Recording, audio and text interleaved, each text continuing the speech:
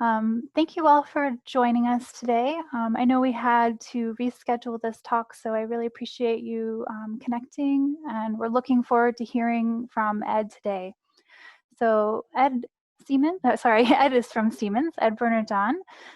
He is joining us today to talk about the work that he has been doing in collaboration with FIA and World Rally, and taking their autonomous vehicle technology and hopefully using it to make our cities safer as we move towards autonomous vehicle technology being more a part of our everyday life.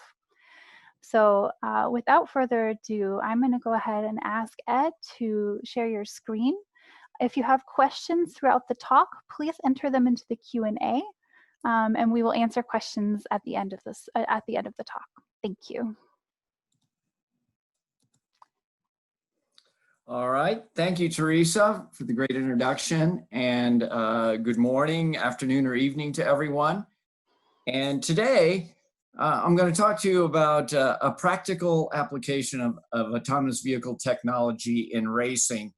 It's initially intended to keep rally spectators safer, but it has an ultimate goal to make safer urban mobility.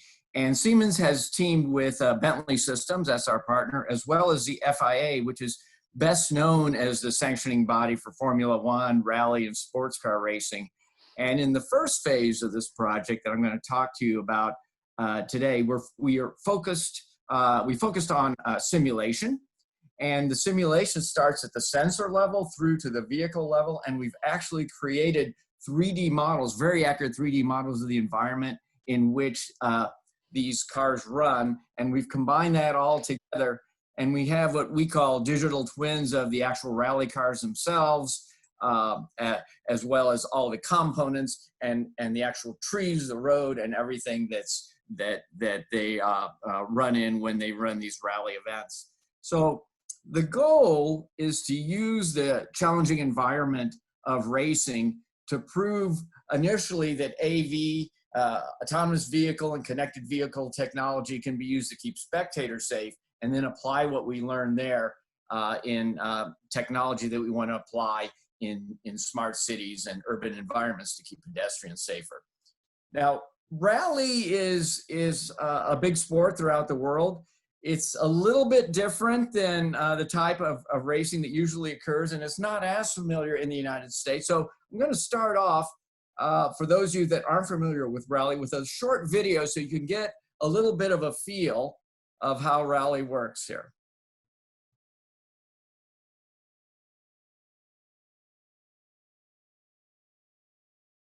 All right, I'll turn a bit. So one of the things that you notice here is, first of all, when the rally cars actually race, they're racing against time, so they're not racing against other cars. And you can see here that they can become quite unstable, and it's lots of jumps, and the car, you can see, going at all sorts of different angles, and they race on pavement, they race on dirt.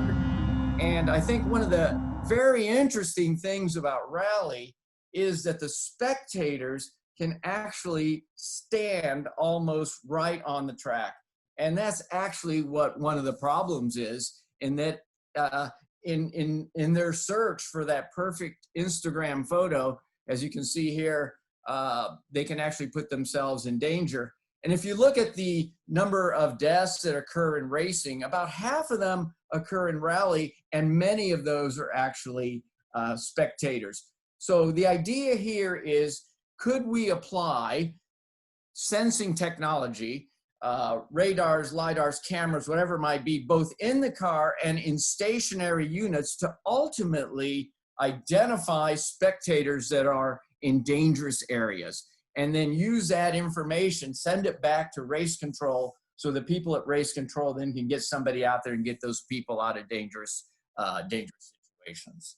All right, so that's what the project's all about. Like I said, the initial phase that I'll talk to you about today is how we use simulation to ultimately configure the sensor systems, both the stationary ones as well as the ones in the car, for optimal detection of these spectators. Now, I'm going to take a step back first and give you a little bit of of my background and how I got to where I am today at Siemens and on this particular project. And I actually grew up in Indianapolis. We like to think of that as the world capital of racing. You've probably heard of the Indianapolis 500. And like most people in Indianapolis, I was a racing fan. And while I was growing up, I had a dream, of course, of being a race car driver. And that really didn't work out. However, when I was at MIT and for my graduate work in the mechanical engineering school, we did manage to get MIT to help us form the MIT racing team. And as always, MIT has a knack to help you achieve your dreams. It's not quite winning the Indianapolis 500, but nonetheless here, this is the MIT racing team or club, which was stationed in the Sloan Automotive Lab. So that was actually my first taste of racing came through my experience at MIT.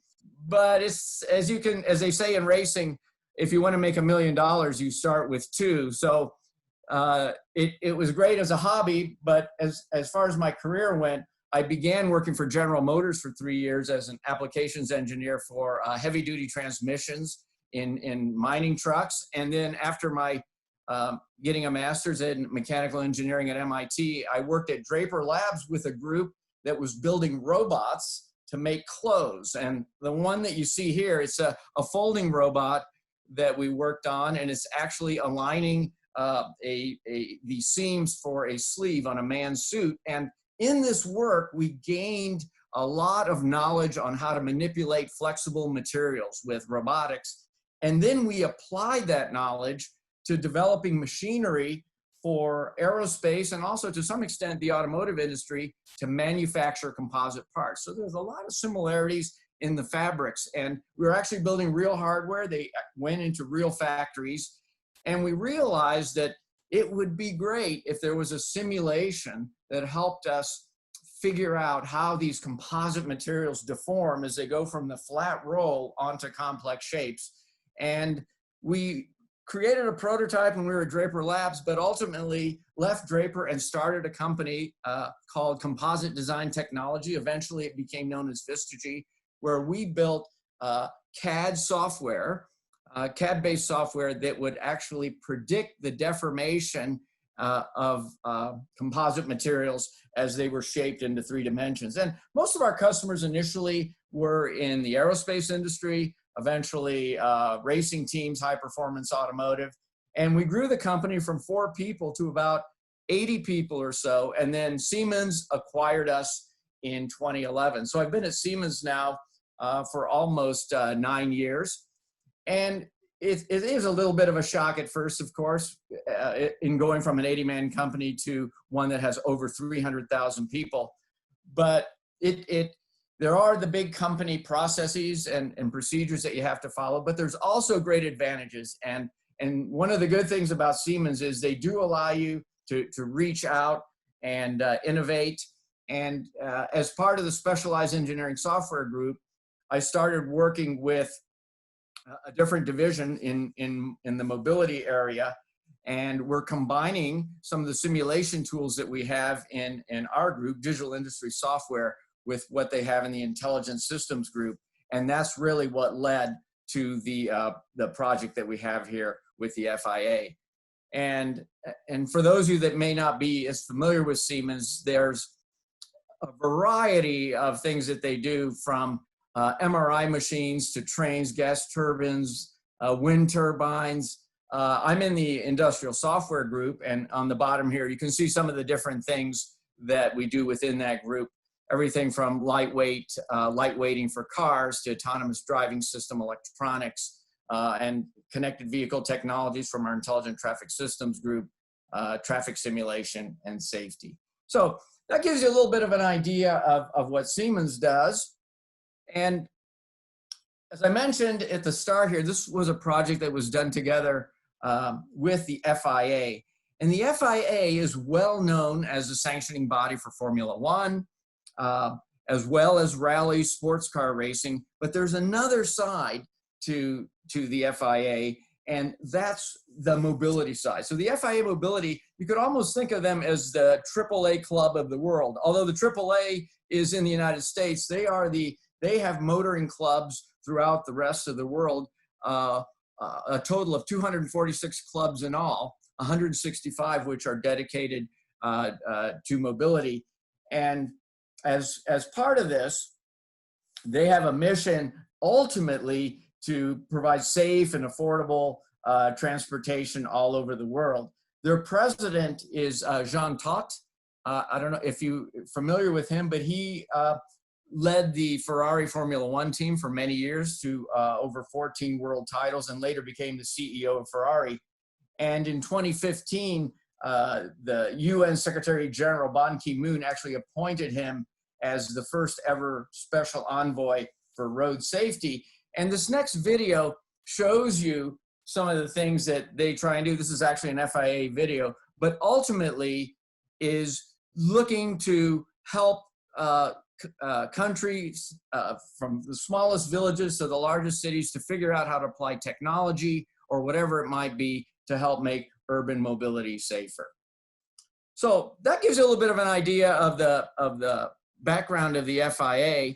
And turning to rally here, when we started this project, one of the first things we needed to do was to try and determine, okay, we're keeping rally safer, but what exactly does that mean? And what we did is we spent a couple of days at a rally event, and they gave us free rein to move around a bit.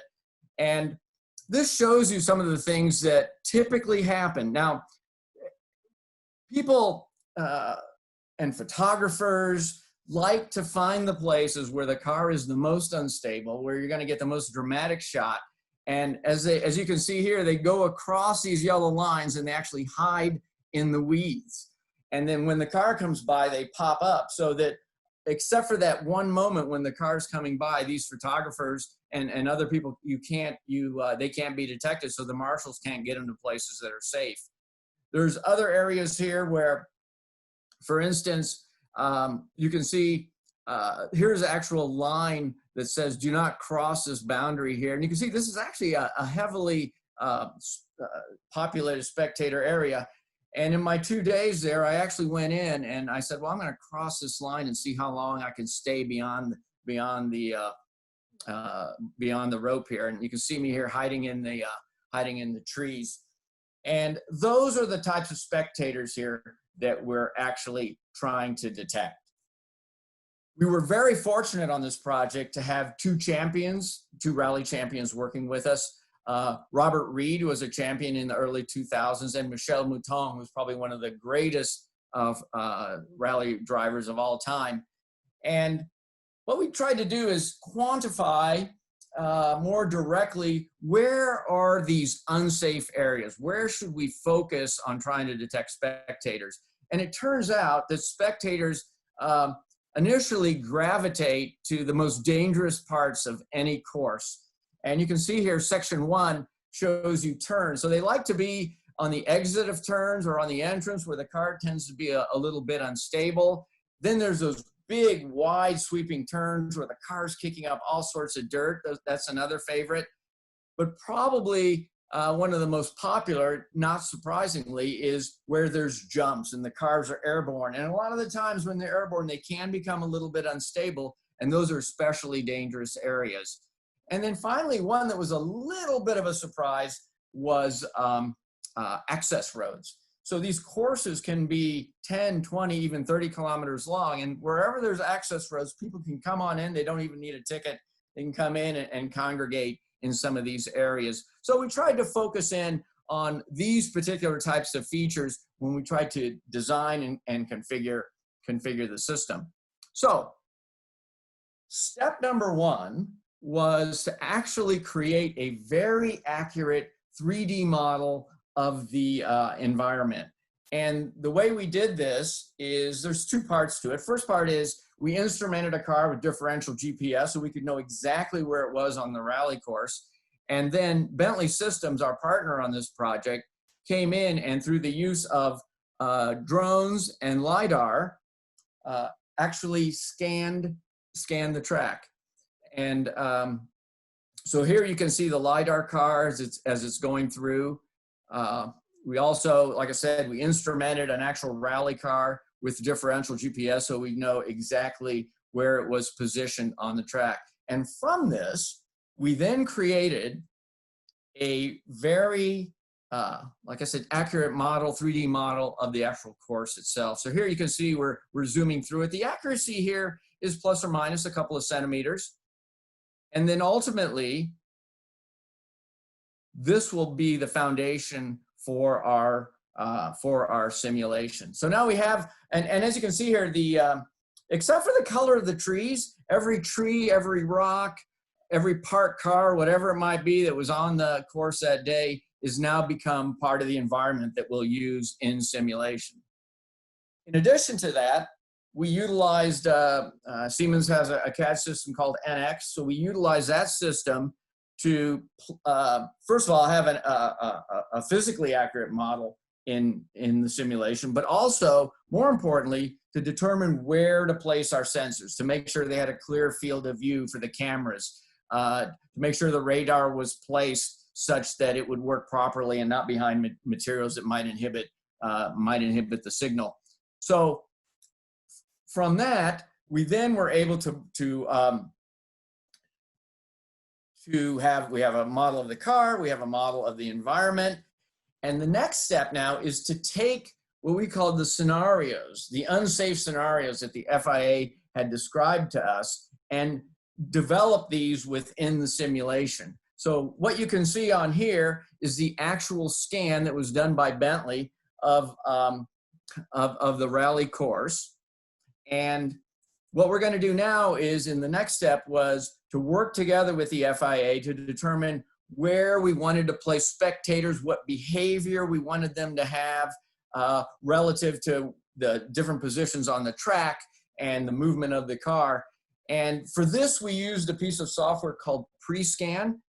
And what Pre-Scan does is you can go in and you can designate areas of movement. You can see here the green dots are actual spectators themselves. So you go in, you place your spectators, you place your arrows that determine what their motion and movement is going to be. And also, as I mentioned, we put some, you can do things here like we're showing, place your detection systems, which need to be placed such that they can see the spectators. All of this can be done as you develop your scenarios.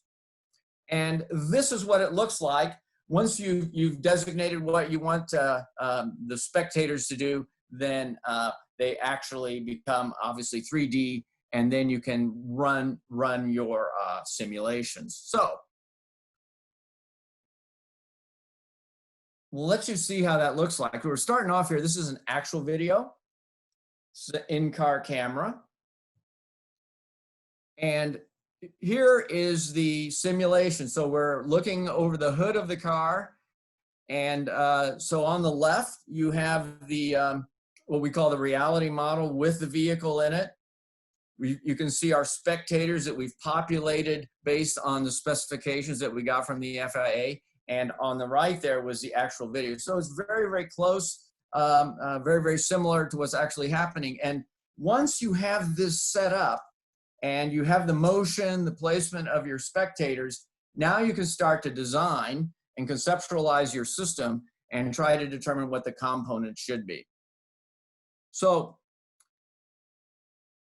what are the components of the safety system itself? So what you're seeing here is the way it actually works right now. There's, of course, a race control. Their job is to make sure that the drivers, the spectators, everybody's safe. If there's a problem on the track, an animal crossing the track or people in unsafe areas, the marshals, which are the people that are out on the rally stage, will inform race control to, hey, hold up, don't send anybody down till we get things clear. So that's the way they work. Now, if you have a 10 or 20 kilometer long rally stage, it's very hard to have enough marshals to put them everywhere they're going to be. And that's where this system comes in. So there's really two parts that we worked on that are part of a bigger overall system. The first one is what we call the stationary system, which is based on a Siemens roadside unit that has a set of sensors with it. It can be cameras, LiDAR, radar, whatever it is. And if you think about the way one of these races is set up, there are areas that are very, very popular. There they put a lot of marshals and no additional technology is needed. On the periphery of those very popular areas that are well marshaled, the ratio of spectators to marshals goes way down, and that's where the stationary systems could be used. But then you have these long, long stretches that could be many kilometers, and that's where your photographers and other people that are using the access roads are hiding in the weeds and popping up right when the car goes by or whatever it is. And to detect those spectators, that's where the in-car sensors come in. Now, the goal here is not to control the car, but actually to send information back to race control so that they can activate the marshals properly. And the sensor systems within the car itself obviously relies on sensor fusion. You'll see here how we're combining different types of sensors to work best in all conditions. But it's really not only fusion at the vehicle level, but an overall fusion of the vehicle sensors, the stationary sensors, and other capabilities that the FIA is putting to work here, such as drones and other types of monitoring of unsafe areas. At some point, it may make sense to actually provide a warning to the driver. It was not part of this project, as our focus here was mainly to make sure we were able to do detection. So you have your environment set up. You've got your actors doing what they need to do, the cars in the simulation. And one of the first things we wanted to do is say, well, where would we want to put these stationary systems? You have to be a little bit careful here because you can't put them everywhere because then it would become very, very costly. So we tried to look at areas where there are blind spots for drivers, say, where at the same time, that blind spot's also associated with a very popular area for spectators to be. And with the simulation, we could actually look at this in 3D. So if you watch the simulation, the first run through here is as the person starts to cross the road, you can see here that it actually is quite difficult for the driver of the car to see that person. So this is how we started to identify locations that made sense for the stationary systems. On the in-car side, one of the first challenges was, well, these vehicles are going to be going quite quickly. And our first check was to take in-car footage and just run pedestrian detection algorithms that we had used on commercial autonomous vehicles. And what we found was if it was a bright, sunny day, it actually worked. It actually worked quite well, even at speeds of over 200 kilometers per hour. This stage here is actually in Argentina. It's probably one of the most populated races. They have a lot of rally fans in Argentina, and you can see the detection algorithm is actually doing quite well. Now, rally will run in all conditions. So rain, fog, night, even on snow. And so it was very important that we tried to determine how well the system would perform in these different conditions. And we had access from the WRC, the World Rally Cup, to their in-car footage, and we found all sorts of examples of rain and mud getting thrown up on the windshield and whatever it might be. And we found that there was significant deterioration in the ability to accurately detect spectators. And other things too, like initially having a group of spectators, as you can see here in the red block, all of them with umbrellas grouped tightly together was something that was required a little bit of training for us to overcome. So it was obvious then that we had to add something to the cameras, and we couldn't rely just on images alone. And this table here shows you a little bit of our thought process as we are trying to figure out what's the right combination of sensors. So as you can see here, as soon as conditions deteriorate, rain, fog, snow, glare, whatever it might be, a camera alone is not good. bringing in radar actually improved things quite a bit. Certainly would be better to add LiDAR as well. It adds cost, and also one of the great things about radar, which is really, really important in this situation, is its ability to survive in harsh conditions. And so we really looked very, very closely at the combination of camera and radar to see if it would be sufficient. So once we had our digital twin, shall we say, of the environment and the vehicle, and we could then take and develop scenarios for different weather conditions and rain, night, fog, whatever it might be. So here's an example. This again shows you an output from our pre-scan software. You have a person here that's just about to cross the road, just jumping out from behind this car. And you can see here how in fog and in snow, combination of snow and fog, the radar, the red dot represents the radar detection. It's able to see it, although a camera would have some difficulty, especially with the snow and fog. Additionally here, this is actually from the reality model that we created. Here's a radar detection on the top there. You can see it detects a pedestrian long before the headlights actually see that pedestrian. And this brush that's on the bottom, that is an actual tree that was on the course when we scanned it. So we utilized that in our simulation here. And radar, although it can't see through a tree, it can see through brush quite well. So it was able to detect a spectator that was beyond this brush. And if you recall at the beginning, when I showed you that I had jumped across the rope, that's a perfect example of the types of things you'd be able to do with radar, which would be a little bit more difficult when you try and do that with images alone. So this shows you the simulation, both in the night conditions on the left, and on the right here, if you watch the person in the center of the screen, they're moving actually in and out of the fog. The green represents the image detection. The red represents detection by the radar. And you can see here as that person moves into the fog, the radar continues to detect them. On the bottom half of the screen here, you can see it zoomed in, where you can actually see the simulation, the spectator in it, and the detection by the radar. So just to finish up, based on this, we then determined what the proper placement of the radar would be on the vehicle, number of radars and sensors that are required. And from this then, we're now prepared to move into the next stage of the project, which we are in the planning stages right now, which is to actually instrument a actual rally car and verify what we saw in the simulation to determine the proper configuration. But the ultimate goal is really to take what we've learned here and apply it in the urban environment.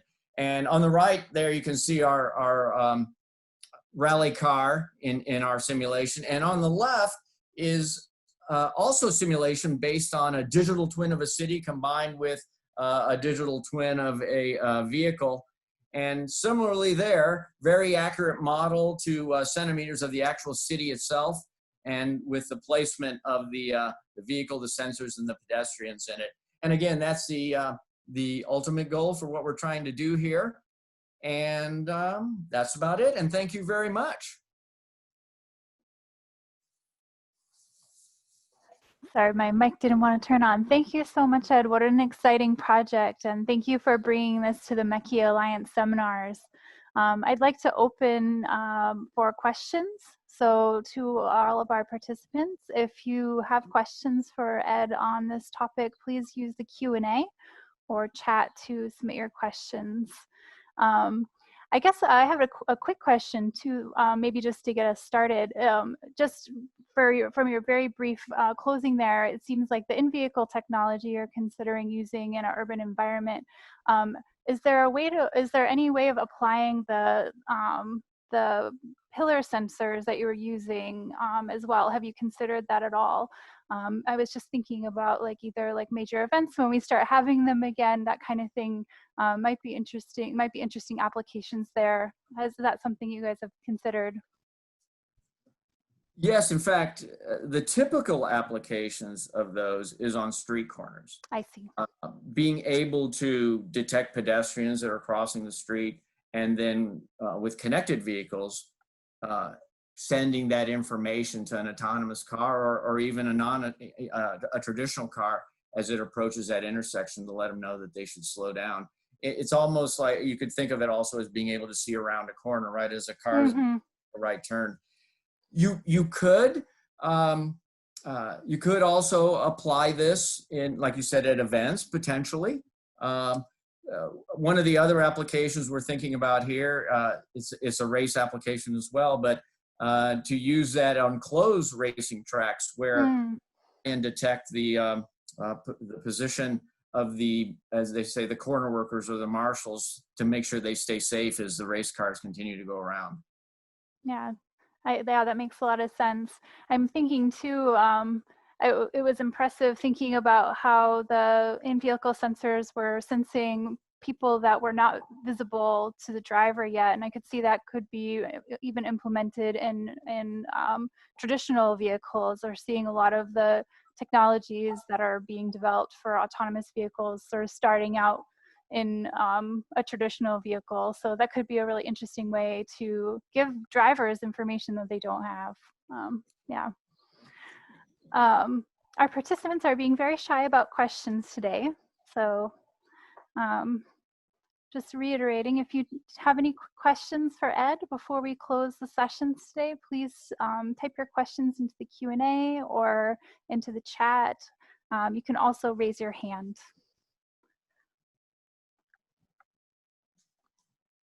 If there are not any questions, then we'll go ahead and close shortly. Okay, so Audrey is thinking of her perfect question, so we'll hang tight. Thanks, Audrey. Just a comment on what you were. Please, yeah. The ability, right, to see around a corner or what be really takes a control of autonomous cars to the next level, right? Yeah. Anything you can to make the autonomous car work on its own. But if you can leverage other systems, like vehicle technology or cameras that are located elsewhere, it makes it a little bit easy to solve some of the more difficult corner cases. Yeah. And in this case, as you saw there, it is the in-car sensors. We also have the stationary sensors on a pole, but we also have the drones that are going to be out there. Right. And figuring out how to best use all that information to keep people safe is key to figuring out how to use all the information you have in an urban environment, including things about overall movement of traffic and control of traffic lights and whatever else it might be. Yeah, I agree. Although part of me is thinking, well, if those photographers just put their cameras on the drone, then maybe we would be a little safer. Okay, we have a couple questions here. So, was thermal imaging a possible solution to detect viewers? Yes, absolutely. And in fact, that's still in consideration, but that's a possibility as well, especially at close range. So that could be used as well. Again, sensor you could add to the suite for a sensor fusion approach to this. Gotcha. So another question, could the data from the sensors be integrated into a heads-up display to identify objects and people in poor visibilities in both race and passenger cars? That's a great question. And in fact, one of the things that that we'd like to try and consider in the next phase is even for race control is, let's say that you detect that there's a pedestrian or a spectator in a bad location. It would be great for race control to actually see what the sensors are actually seeing, have a reality model, a three-dimensional model of that section of the track as well as their location on the map, like you might see in Google Maps. And that gives you a much richer environment for them to know how to ultimately then send the marshals there to find the spectators that are in dangerous areas. And ultimately, that could also be applied, within the vehicles themselves. There's no that you couldn't do that. Yeah. Yeah. Thank you. Um, so next question is actually about working with FIA. How has that been for you? Have you found that they're open to incorporating new technologies from research? I think absolutely. In fact, they have teams that focus on those very things. So we're with the safety team, and they're always open to new procedures and obviously new technology to keep people safer. I will say this about working with the FIA, and we have projects with them both on the racing side and the mobility side. They do have that racing mentality, and actually quite good in that it's very efficient mentality. You have to work quickly. You have to know how to focus on what's right and get to that point as quickly as you can. And they are very cooperative. So there are technical people on their side. They have a full engineering staff that we work with quite closely. And as I wrote at the beginning, figuring out what is the real specification? What are you really trying to do? In that sense, giving us access to former champions and safety officials, that was a key part to making sure this project did get focused so we could move at racing speeds through the project. Yeah, great, thank you. I have a question that's more, maybe it's not a technical question, but so in rally, they typically run one car at a time, is that correct? That's correct. Okay, yeah. So because I was wondering if they ever get into a situation with damaged vehicles or that kind of thing, but it sounds like they would just clear that and then run the next car. So, gotcha. Exactly right. Okay. Yes, if there's a car that's had a mishap or crash or whatever it might be, yeah, they'll hold up the next one until yeah. it's okay. clear. So they have a good system for that. They don't need your technology per se. Well, though, and you can have situations where people are on the track. And what ends up happening there is when people that are not monitored well get onto the track, they have to stop the whole thing. And it can, and of course, you're there to watch these cars. Right. So detecting them certainly keeps people safe, but also adds to the entertainment value because you can keep the event moving. Yeah, that makes a lot of sense. We have another question here. Is any of the data being sent to the car? Sorry, is any of the data that is being sent to the car also being sent to the driver or co-driver? Well, as I showed on that one slide, right now, no. The first step is to make sure we can do the detection and get the systems working. And ultimately, that's certainly something that could be considered. Now, the one thing to remember is these drivers are concentrating on what they're doing. Yeah. They're all, especially in these dangerous areas, they're on the brink of disaster, but that's what they're paid to do. Right. And so you have to be really careful bothering them when they're in that state with, let's say a false positive. That you don't want to create accidents, right? So step one is let's make sure the sensing system works. And then that potentially someday that may be where it goes, but certainly not in the foreseeable future, especially not in rally, where the spectators are so close to the road. Yeah, definitely. Well, and it's a competition, so it's probably why they have marshals to deal with the safety, because they want to win. That's right. They want to focus on winning. Yeah. They'll follow the rules most of the time. Yeah. And leave the safety to the marshals. There you go. Very good. It takes a village. That's right. A couple of questions here. So just generally, how many of these rallies have you attended and where? And has that maybe, just to build on that, has that played into your design at all? Well, as I mentioned earlier, the first thing that we did when we were getting started here was to actually go to an event. And like I said, we met drivers, former champions at those events, and pretty much allowed us to roam through. We had, of course, guided tours, and they would point to us about spectators doing what they weren't supposed to do. To actually ride in a shakedown run with Michel Mouton, who's the champion, and she would point to people and yell at them when they were in the wrong places, and she'd turn to me and say, "Hey, did you see that? They're gone now. In 10 minutes, they'll be right back." She goes, "Your system has to find those people." Yeah. So yes, and you know, I think that in developing any type of a software or hardware solution, and certainly through my career and the people that I've worked with, even going back to Draper Laboratory when we were building those machines for manufacturing composites or manufacturing apparel, again, one of the first things we would do back then was to actually go to the factory and lay up composites ourselves so that we truly understand the problems. Yeah, great, thank you. Well, it is 12:45, so I'll say last question, okay?